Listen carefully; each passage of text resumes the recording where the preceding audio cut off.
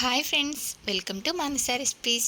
Today tasty recipe వచ్చేసి అందరికీ ఎంతగానో నచ్చే ఈ ఎగ్ కర్రీని ఇలా మంచి చిక్కటి గ్రేవీతో సూపర్ టేస్టీగా ఎలా ప్రిపేర్ చేయాలో చూద్దాం.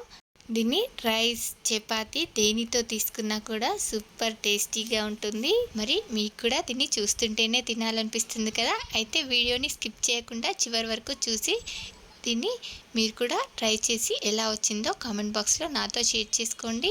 అలాగే మీరు ఫస్ట్ టైం కనుక మానస రెసిపీస్ ఛానల్ని చూస్తున్నట్లయితే సబ్స్క్రైబ్ చేసుకోండి. మరి ఇప్పుడు లేట్ చేయకుండా చాలా టేస్టీగా యమ్మీగా ఈ ఎగ్ కర్రీని ఎలా ప్రిపేర్ చేయాలో చూద్దాం.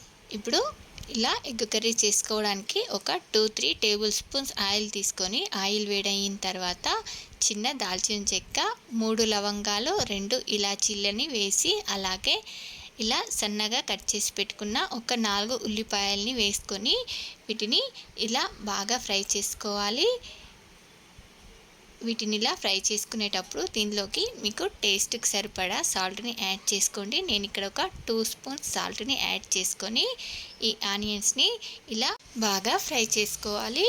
చూడండి, ఇవి ఇలా మంచి గోల్డెన్ షేడ్లోకి వచ్చే వరకు ఫ్రై చేసుకున్న తర్వాత ఇప్పుడు దీనిలోకి ఇలా ఒక టీ స్పూన్ వరకు ఫ్రెష్గా దంచిన అల్లం వెల్లుల్లి పేస్ట్, 1 టీ స్పూన్ ధనియా పౌడర్, 1/2 టీ స్పూన్ పసుపుని యాడ్ చేసుకొని వీటిని ఇలా కొంచెం పచ్చి వాసన పోయేంత వరకు ఫ్రై చేసుకున్న తర్వాత దీనిలోకి మీకు కారానికి సరిపడా కారంని యాడ్ చేసుకోండి. నేను ఇక్కడ ఒక 3 స్పూన్స్ కారంని యాడ్ చేసుకొని దీన్ని ఒకసారి ఇలా మిక్స్ చేసుకున్న తర్వాత ఇప్పుడు దీనిలోకి ఇలా కొంచెం వాటర్ని యాడ్ చేసుకొని ఉడికించుకోవాలి.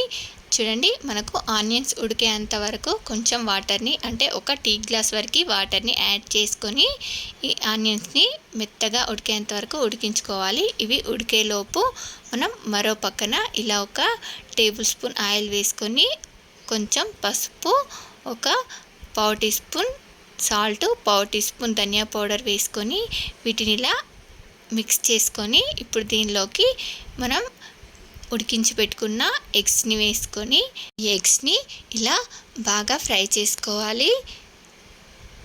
చూడండి, ఇలా ఫ్రై చేసుకున్న తర్వాత మనం ఈ ఎగ్స్ని ఇలా కర్రీలో వేసుకొని దీన్నంతా కూడా ఒకసారి ఇలా బాగా మిక్స్ చేసుకోవాలి.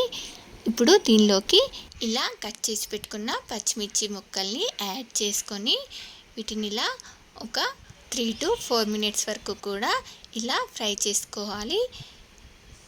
చూడండి, ఇలా ఒక 3 to 4 మినిట్స్ ఇలా ఉడికించుకున్న తర్వాత దీన్ని ఒకసారి ఇలా బాగా మిక్స్ చేసుకోవాలి. ఇలా ఉడికించుకోవడం వల్ల మనకు ఎగ్స్కి ఉప్పు కారం బాగా పట్టుకొని కర్రీ చాలా టేస్టీగా ఉంటుంది. ఎగ్స్ కూడా సూపర్ టేస్టీగా వస్తాయి. ఇప్పుడు దీనిలో మీకు గ్రేవీకి సరిపడా వాటర్ని యాడ్ చేసుకొని టేస్ట్ చూసి సాల్ట్ని అడ్జస్ట్ చేసుకోండి.